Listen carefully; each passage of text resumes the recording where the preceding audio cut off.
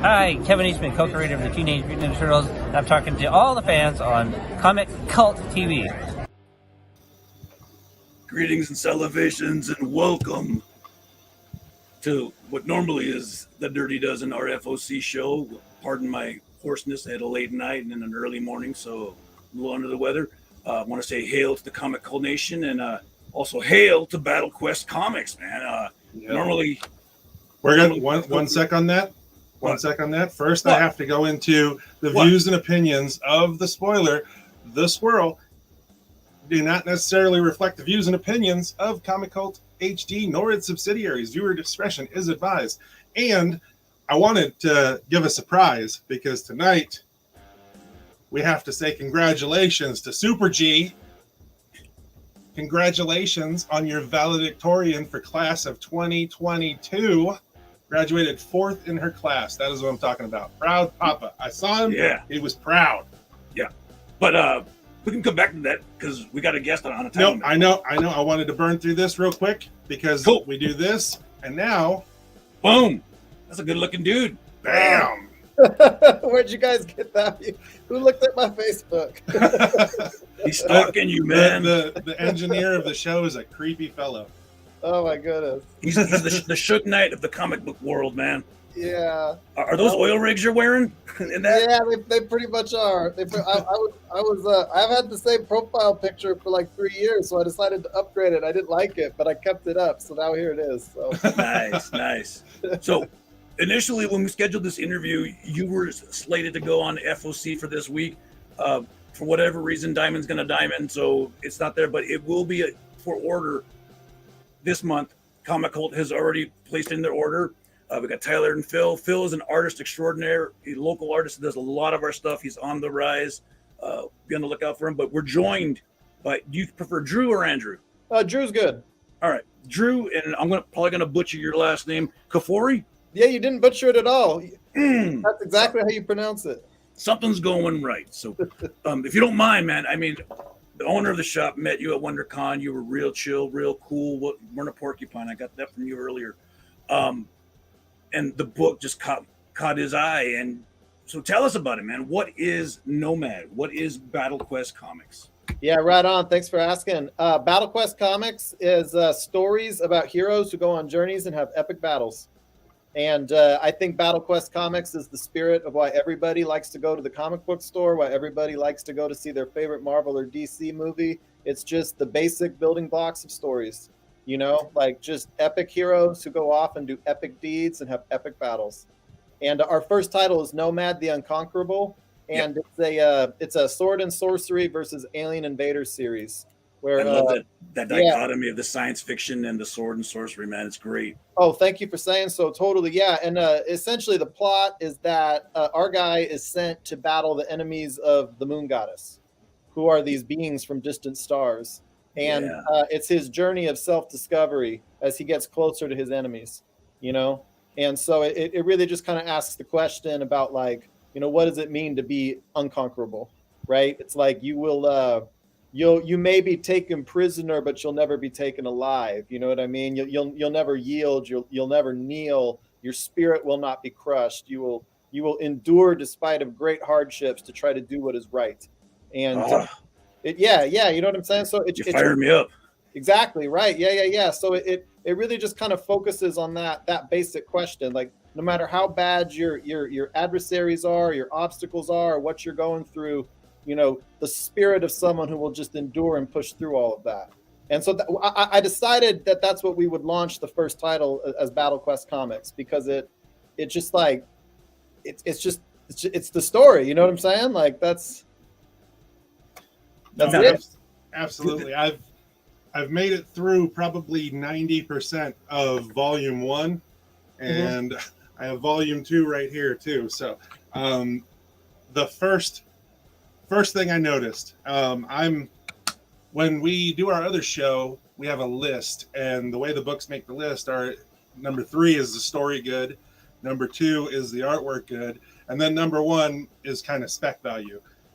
The story, this definitely makes the list. The artwork blew me away. I mean, I was able to pull up some of the artwork here, and like this stuff is just amazing. Like the Aaron, right? Bakral, is that the name of it? Oh, that's Bakral. Yeah. Bakral, the Sacred Fang. Yeah. And Aaron McConnell's the illustrator, and Lee Moyer's the painter, and they're both very gifted RPG fantasy illustrators with a long history of Dungeons and Dragons, 13th Age. Lee Moyer, actually, he's the painter. He did the very first Game of Thrones book cover.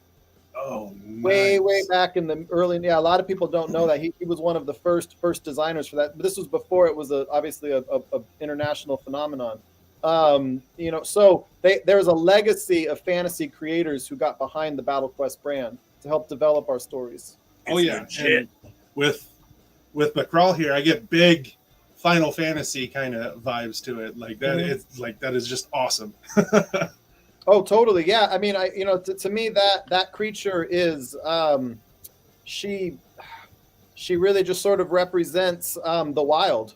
You know, like the beauty of the wild in a sense. You know, and it's like, no, the character has his humanity, but this is a wild creature, and to earn the high regard of a wild creature, like what kind of a person does that take? You know. Yeah.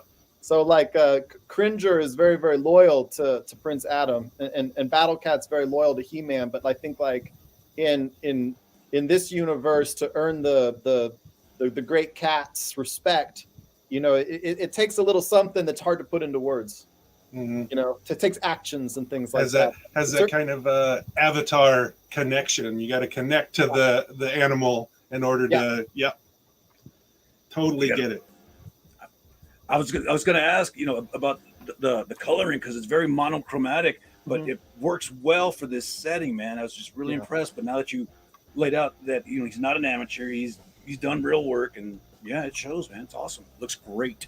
Well, I'll tell you something. It was originally black and white, and then Lee Moyer said, "Well, let's do it blue, because blue will give you a little bit of color, but it will still feel black and white, you know." And there are two different kinds of people you can hire in this world when it's creative. There's the ones who will say, "I'm sorry, you know, it's not done that way. Do you know what I mean? And here's why it's not done that way. And let me show you how I do it." And then there's the ones who say, "Is that what you want? Okay, here's how we do what you want." You know what I mean? And so fortunately, Lee Moyer was that second type. He's like, "Oh, you want like a tone fantasy series, you know, that's got this dramatic edge to it? Well, you're doing it in black and white. Here's how you can do it." And no one had ever done it before. So, but you know, let's do it. And so that was a very cool thing. Now, you mentioned the BattleQuest is the publishing line. So are we going to see more titles come out in the future based on the success of Nomad? Yeah. There's going to be future Nomad adventures that'll take us all the way into 2025. Wow. Through comic book stores. Yeah, we've got quite a bit of Nomad comics made. And then we have a series called Steel Siege. And Steel Siege is a mech war comic. It's inspired by mech war, BattleTech type universes. That's and right in the Squirrel's wheelhouse right there. Is it? Right on. Very cool.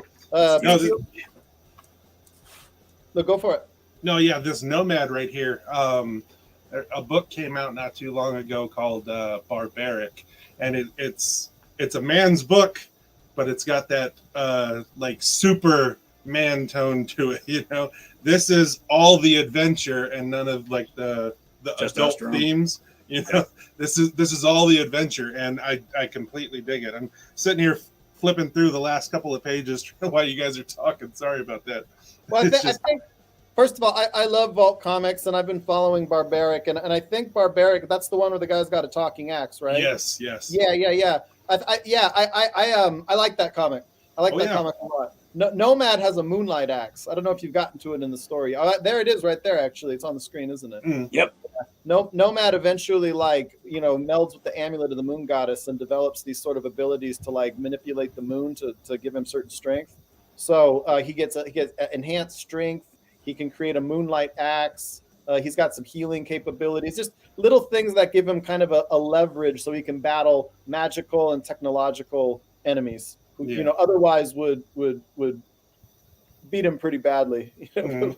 Well, yeah, I just made it to I don't even have his name yet.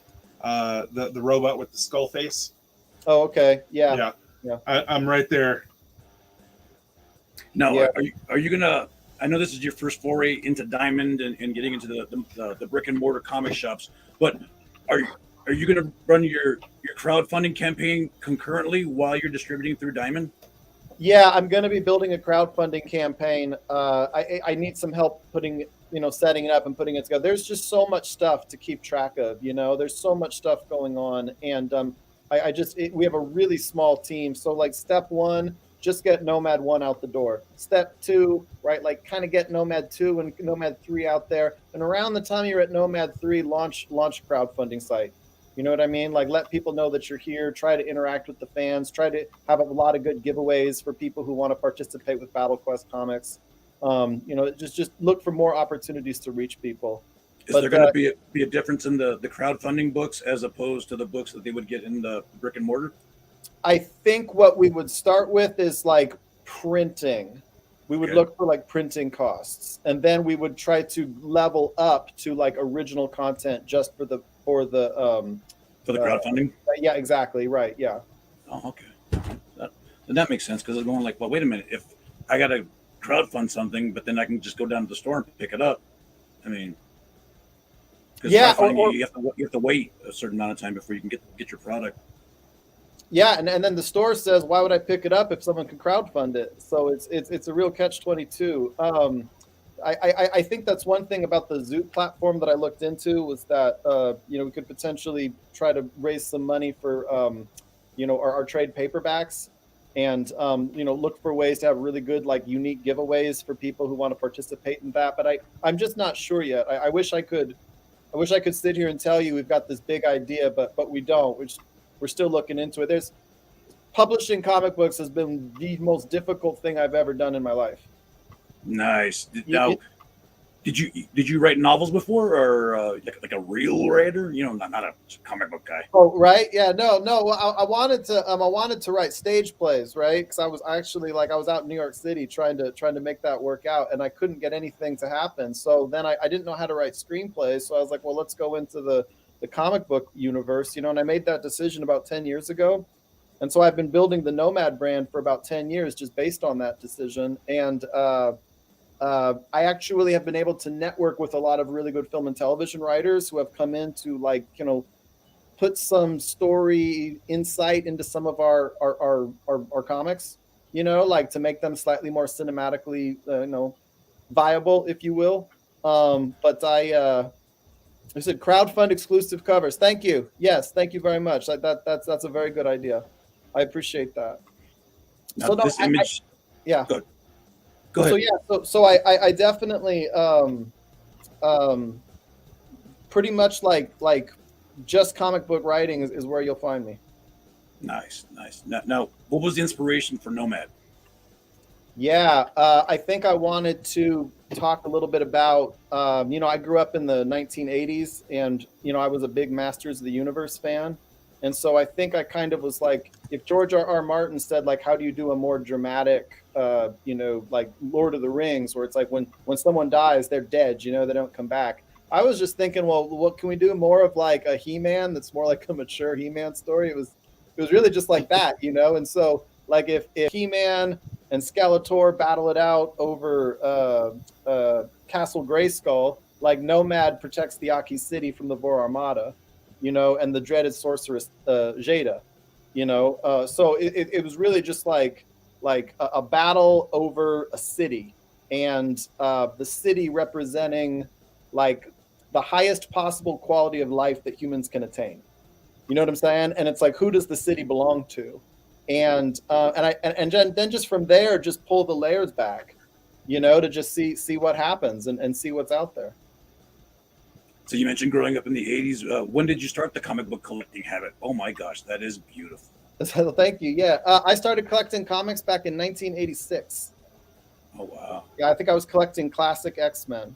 I actually distinctly remember I collected like a Jim Lee, and he's later than 86, but I remember getting a Jim Lee X-Men. I think it was like the Extinction Agenda #4 or something. And then I got, which is the cover where like Wolverine and Psylocke are fighting Cameron Hodge. And then I got like a classic X-Men. I remember they came in the mail, and I just felt like, those classic X-Men were so simple. Yep. You know what I mean? And I couldn't figure this Jim Lee.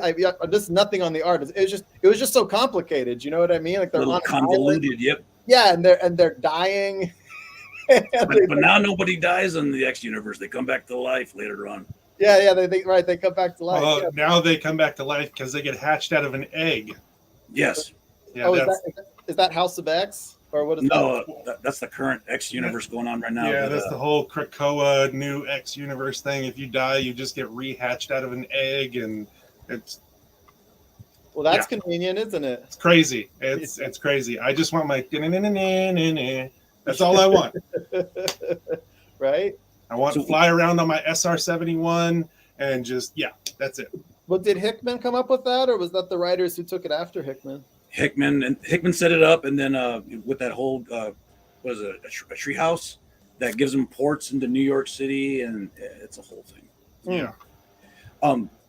So what's it been like dealing with Diamond and some of their practices and whatnot? And more important, well, not more importantly, but are the first 4 issues are all in the can? They're done, ready to rock and roll. The first 6 issues of Nomad are in the can, ready to roll. Yeah, we'll be publishing Nomad till December. And then the trade paperback comes out in January. I've been really thankful for Diamond.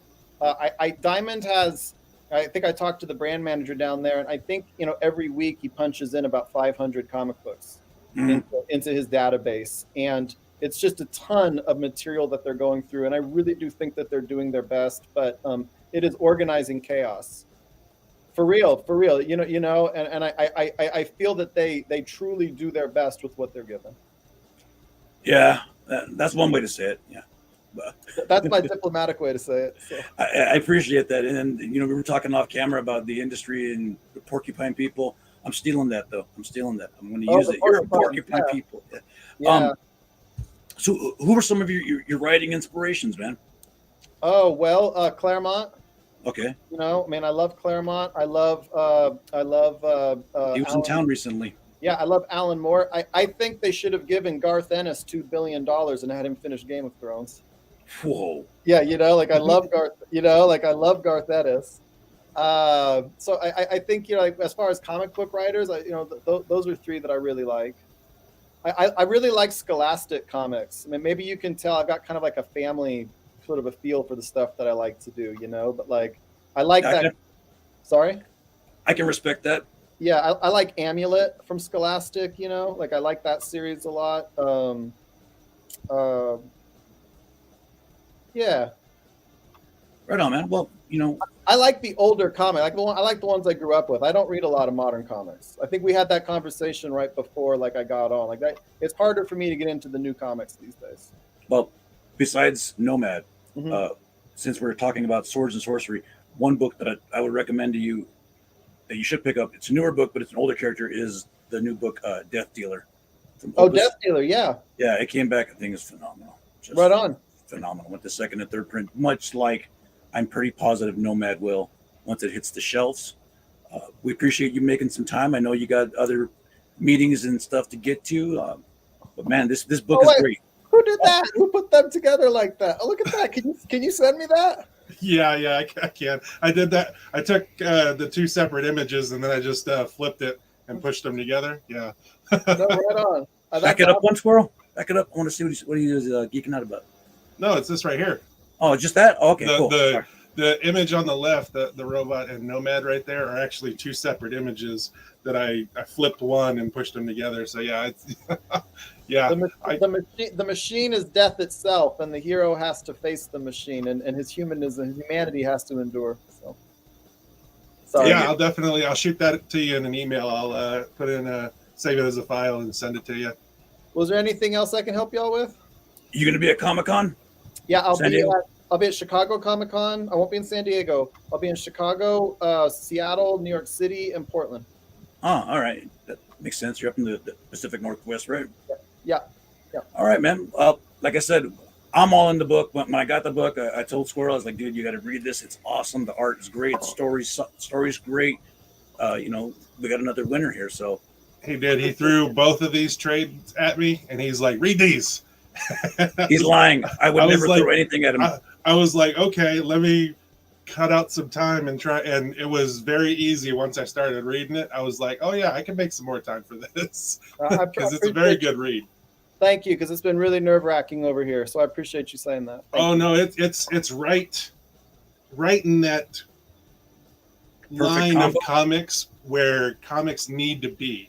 Yep. Like there's all this out here that changing character stuff and doing this just because you can and trying to destroy, heritage, old time stuff. And then this is where comics need to be right here. If you toss me a shiny foil cover on this too, He'd be in that's it. heaven. I'm done. I got it. I'm there. A shiny foil cover of Battle Quest comics coming up sometime in January 2023. All right, man. Nice. That's what I'm talking about. Well, Drew, I greatly appreciate it, Drew. You're welcome back anytime. Thank you. When you decide you go crowdfunding and stuff, you want to come on here and we can help support Launch that party. as well. Yeah, Right I on. am completely open to that. You're welcome here anytime. Thank you so much. Thanks, guys. Take care. Yep, Appreciate have a it, good man. one. Bye. Man, the dude's cool. The owner had nothing but great things to say about him after that meeting at WonderCon. But this is going to be an abbreviated show, guys. The FOC was really small. There was no DC. Just scratch the lunar off of that. There was no DC stuff in there. So we're not going to have a head-to-head competition. Don't freak out because the wild card, Audrey's not here. She's still a part of the team. She's just taking care of some family business. And yes, Super G. The oldest. I want to go back to this. Yeah. Oh, it's awesome. Looks great. We kind of shot by this real fast, but Yeah. I want to make sure that she knows right here. There's a little saying that I threw on there. Hopefully she takes that with her. Take pride in how far you have come and have faith in how far you can go. Ooh, that's inspirational. You should be writing cards, man. That's awesome. Yeah, she came out fourth in her class. I mean, 1, 2, and 3, they were all like within 1/10 of a percentage point GPA wise. So Spoiler may or may not have offered to take out the other 3 candidates so she can get one, but she was, it's not going to work. It's not going to help. Sure, I don't mind going back to prison. All right, kids. So rather than the Dirty Dozen, we're going to have the Unclean 15. Yeah, there's no head-to-head. It's just these are the top 15 books we think that are FOC this week. As I was doing it, I had my list together and I was struggling to make 12. And then I saw Spoiler's list. Barely made 12. It basically mimicked mine. There was like 2 books that were different that would have decided the entire thing and everybody would have just seen the same stuff over and over again. So we decided to just extend it and do a 15. But I think that's correct, right? Due May 28th. That's this Saturday. The holiday. Yeah, Holiday. this Saturday. I always get Memorial Day and Veterans Day confused. Veterans are the ones that passed. Memorials are the ones that are living, right? No. Veterans Day. Yes. You can thank guys like me. Memorial Day. At the end of the show, you stick around after the outro, and I'll show you guys you can thank for that one. All right. Look, we got Rex Banner. We didn't say hi to our friends. We got Rex. We got Alex. We got Tyler, Phil, Polo. Who we missing? Everybody. I don't know, but I'm gonna give them all one of these. What's up? You and your toys, man. I know. I showed you, right? Well, hold on. You showed me, and I know yours is better than mine, but mine is practical. Okay. Check it out. I've got a Thor's hammer water bottle. Where'd you get it? I need one. I gotta have Amazon. one. How many ounces? They come in black and blue, and it's 1.7 liters. How many ounces is that? I don't do math so well.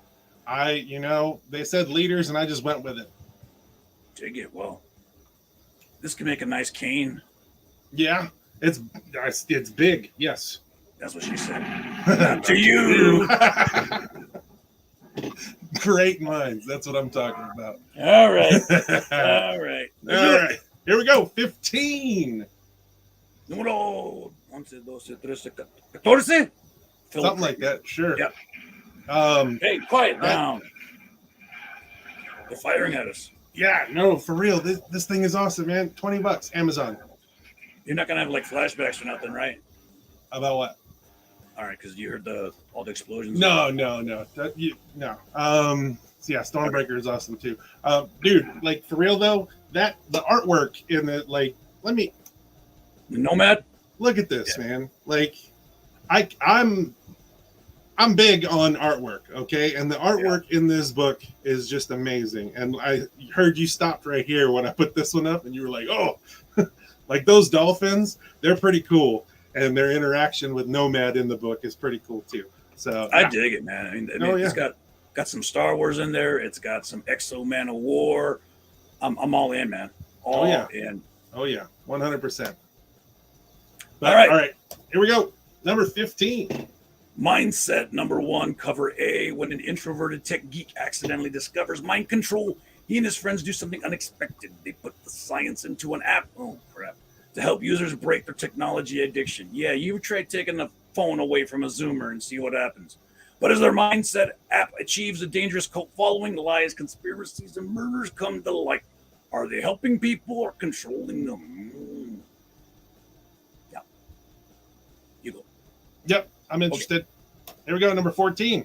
And there was like 5 different covers for that thing. There, it goes up to 1 in 100.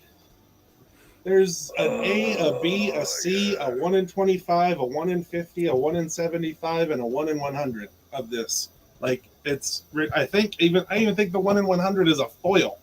Like, they went crazy on this one. I don't know. It came out of nowhere on my radar, so I don't know. I'm very intrigued. No, it's on my FOC list right here. I got it right here. Number 14. Image 30th Anniversary Anthology number 3. We just talked about number 2 with its 11 stories. This one's going to have probably just about as many. And this continuation of these installments of these stories right here. And my best one would be Scotty Young down at the bottom. Stupid Fresh Mess. Did you read this week's Stupid Fresh Mess? I have not. It'll take you all of 4 seconds. It's great, man. It's awesome. There's a little Spawn homage. What's up, Jovi? Thought you sneaking in there. You ain't hiding from nobody. I sees you. It's like, what? He says it's like Flatlanders. He's trying. This is a family show, gents. What are we talking about? About whose is bigger when they had the hammers out, you know? Yours okay. Is bigger. All right. Yeah. There's gonna be a meme of that. Watch. Yeah. All right. Yeah. No, these are awesome. I like them. Ticket. Number 13. 11, 12, 13. Silver Coin number 11. This is cover A. Okay, check this out. I have always pushed Silver Coin. I think the stories are great. Now, the Eisner winning artist Michael Walsh, okay, he drew and created this and wrote this all the way up until this point. Now he's bringing on others, okay, all-star writers like number 4, Mr. James Tinian, Stephanie Phillips, Johnny Christmas, and this one makes me laugh every time because, I mean, we are a family-friendly show, but come on, how can you family-friendly this guy's name? Porn Sack Picket Shot? All right. I have no idea. But apparently he's an artist or a writer. But my big thing is this one, number 11 right here, is being written by number 4 himself. It says, in 1978, a firefighter finds a strange silver coin in the charred ruins of a nightclub. That just popped out because lately there's been a lot of firefighter tropes, you know? Mm-hmm. The real appealing part of the silver coin is even though this is issue 11, you don't need to read 1 through 10 to get the idea of what's happening here. So, well, that firefighter one is a throwback because issue 1 or 2 where it was 1 where the rock star was just playing his fingers down to the bones and the building burnt down and then the firefighter at the end found the coin. So it's a throwback to the earlier stuff. But to celebrate the new arc, this issue includes a special story so far variant featuring some of the most memorable and most unfortunate characters who've chanced upon the accursed coin. I dig this. Yes, Jovi, you did miss a lot. We had our special guest, Drew Kafoury, the creator of Nomad, on for a little bit of time to talk about his new book that'll be coming out. So go back when this is done and watch it all over and geek out over some great sci-fi swords and sorcery stuff. He's on the thumbnail. Dig it! Hey, you're getting real good at those, man. Number 12. Thank you. Doce. Nook. Fleeing the depression of World War II Germany, Avery and her parents moved to a remote town on the border of France. Wasn't that called the Diary of Anne Frank? Only to discover their new place is haunted by a dark past and a cat named Nook. Oh, that damn cat. Swept up into a deadly cycle of violence, Avery will come to both fear and love her fuzzy new friend as the dark and twisted history of her new home is revealed. I'm in. Yeah, it sounds kind of creepy. Yeah, we like creepy. Yes, we do. Number 11. Numero 11. Nooks and crannies. Isn't that where she hid? Was like in the basement? That'd be a nook and cranny, right? Yeah. No, which one? Anne Frank? She was in the attic, right? Attic, yeah. Oh, yeah. And she never left. So this is I Hate This Place, or the other version, if you want to say the other version. This is cover B. Obviously, it's the explicit cover. That's why there's the adults only 18 plus right there. Gabby and Trudy are trapped. It's literally heck on earth, but the true monsters may not be who they seem. I read the first one. I liked it. Can't wait to get into the second one. Dig it. Number 10. Numero 10. Ooh, wah! Did you read the first one? It was good. Yeah.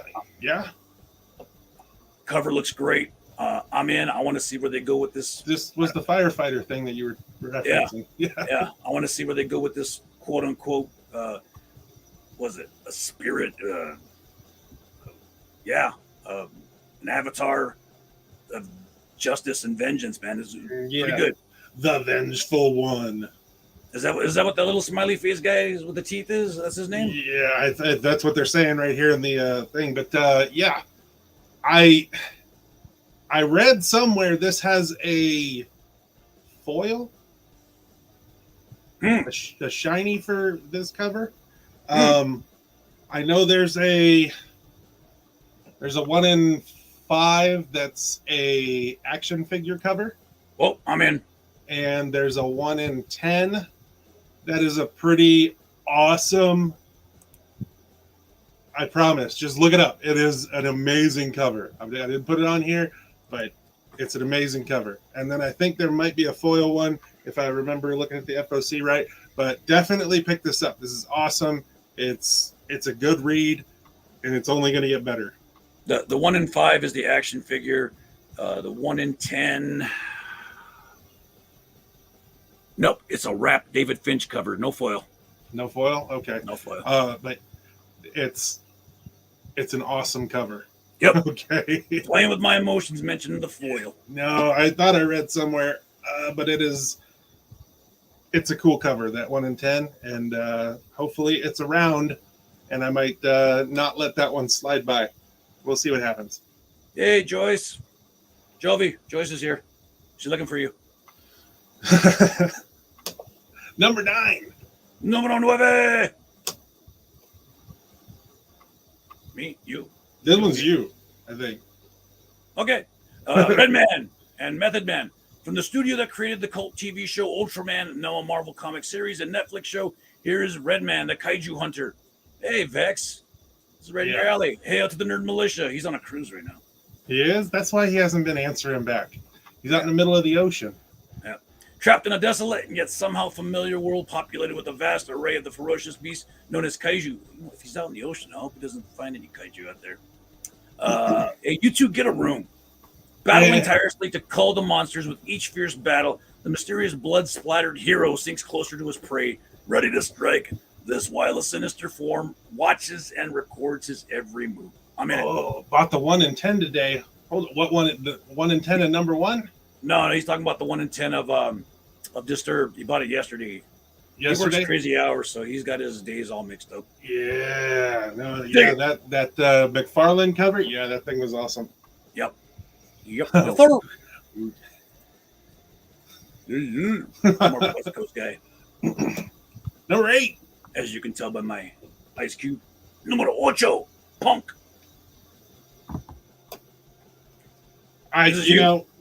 Why? Mrs. Spoiler. Yeah, we should bring her on.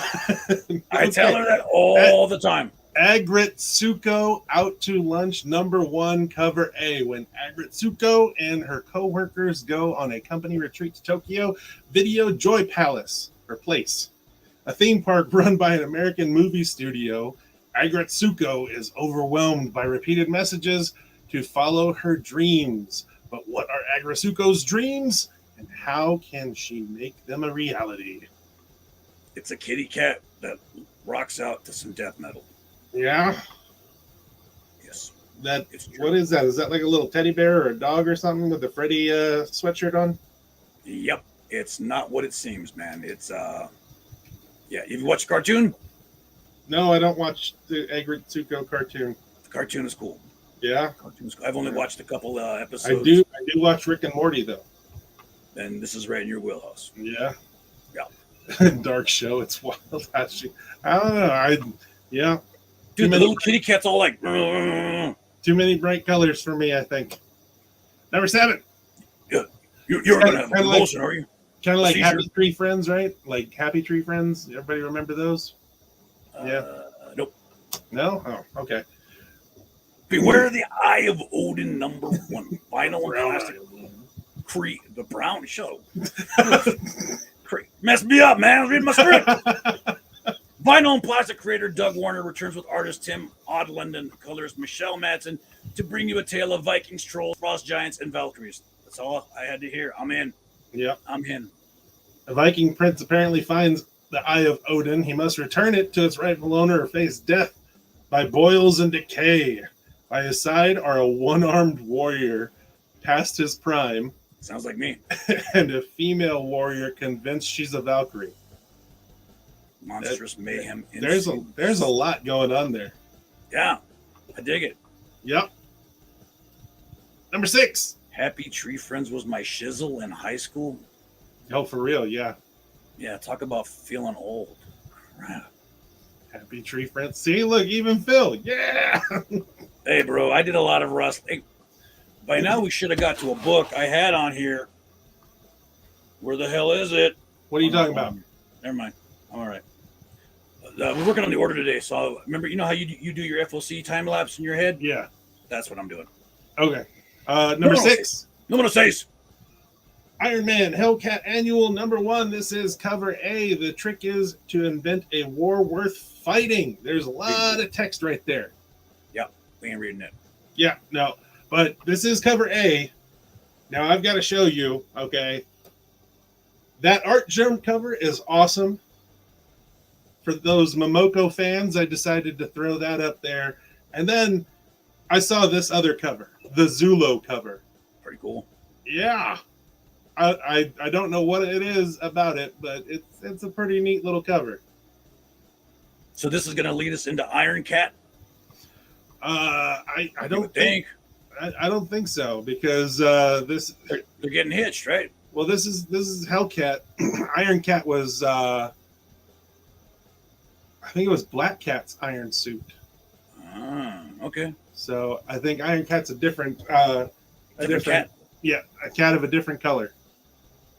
See, I don't know. I thought that since Tony's going to marry her, Patsy Walker, give her own armor. I mean, I would give him. She's a redhead, right? Yeah. Oh. Don't hold that against her. I'm just saying. I'm praying for Tony.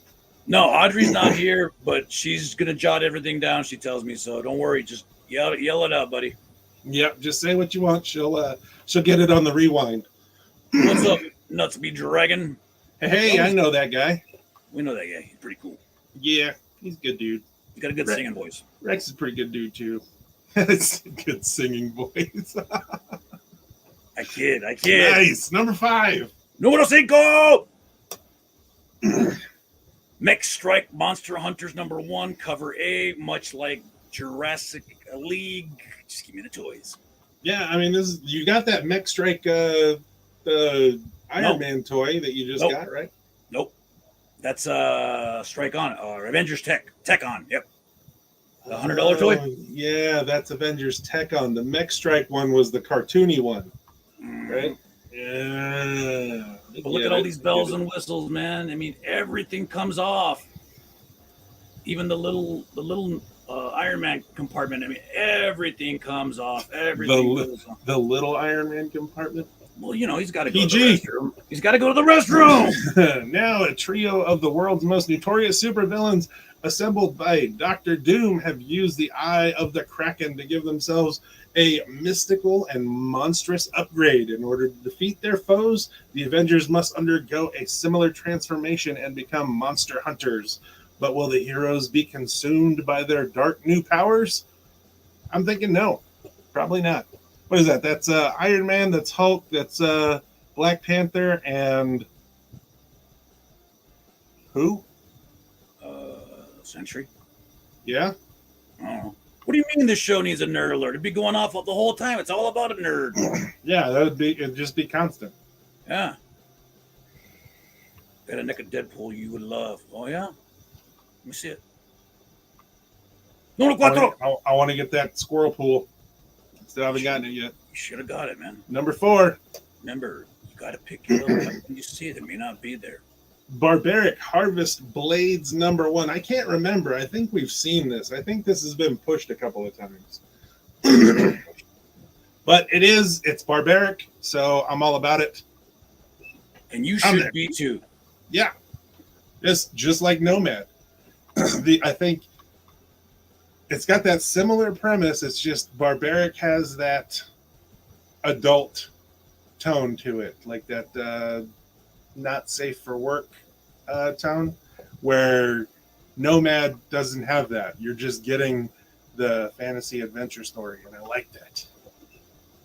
Remember, Barbaric does 3 things well: fights, drinks, and not saying it. Yes, indeed. Number 3. Numero 3. Thor, Lightning, and Lament. One-shot cover A. Colors are vibrant on this. If I'm not mistaken, that is the Todd Knock. The mighty Thor has abandoned Asgard in her greatest hour of need again, leaving the realm eternal in the hands of his half-brother Loki. Oh, that can't end well. In the absence of its rightful ruler, Odin. He's looking for his brown eye. With Asgard under assault by legions of trolls and the Lady Sith hovering near death due to a possibly fatal wound suffered in battle, can anyone save the Golden City from annihilation? Yes, the secret squirrel can. 4. We'll just send Throg. I'll even let you borrow my Stormbreaker if you're worthy enough to hold it. Well, I mean, I could pick up the hammer, so I'm sure I could pick up Stormbreaker. Come on. I mean, do you really want? I mean, look, that's never going to stop. Shut up. Number 2. Numero 2. Yes, Spawn 30th anniversary number 1 cover. A blank cover. Celebrate the 30th anniversary of Spawn, and Image Comics Spawn number 1 will be reissued for the first time with a blank sketch cover. Look, bottom line, this is a $2.99 book because that's what Spawn does, okay? This is a very inexpensive book. Get a lot of this cover, okay? Because when you run into different artists and stuff like that that are involved with Image and Toddy Mac and all that stuff, you can get this stuff drawn on. You can have Phil draw you some awesome Spawn work on Spawn number 1. I mean, come on now. Phil's going to be very busy. I'm projecting. I'm here. I'm getting this one. Yep, absolutely, 100%. I'm going to get this one. I'm going to have Phil do one, and then I'm going to reach out to my boy Frega, our boy Frega. Nice. Try and get some. I'll have to add more of these to my order. Yep. Yes. Let us know ASAP, because I mean, blank cover seems to be Toddy Mac's new gimmick for this quarter, but they don't really sell, so we normally don't order a lot unless there's special requests. So if you want 1, 2, 3, 5, let us know ASAP. Yeah, definitely, absolutely. Here we are, number 1. Book of the week. next week, or Numero uno. hey, that's my gimmick. Okay. All right.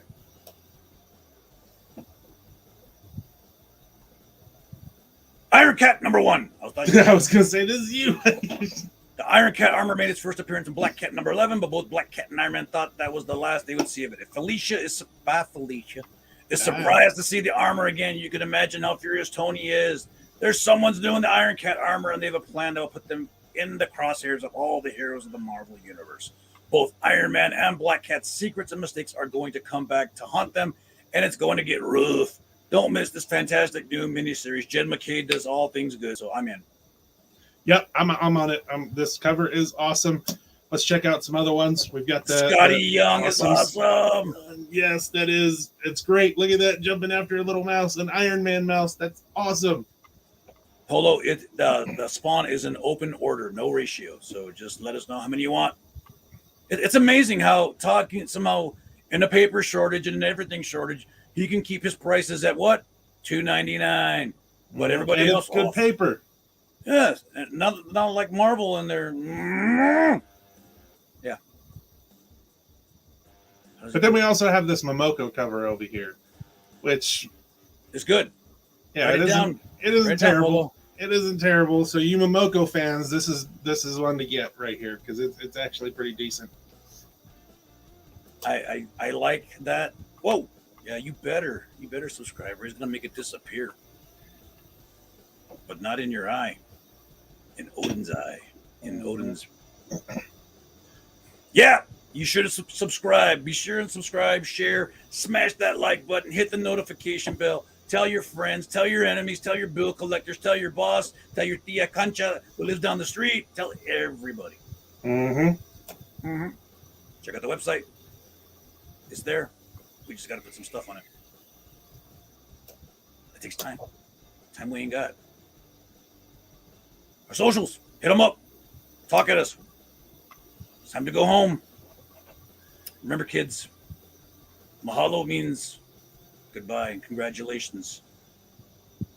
Yes. And like I was telling everybody before, stick around. Just stick around after the outro for a little bit. All right. It's your civic duty. Just kind of take a look. Okay? Wait up, guys. Wait up. Just don't leave yet. Come on, Jovi. Don't leave yet. Just hang out. Wait till after and just take a read. Okay. I'd appreciate it. Later, Comic Cult Nation.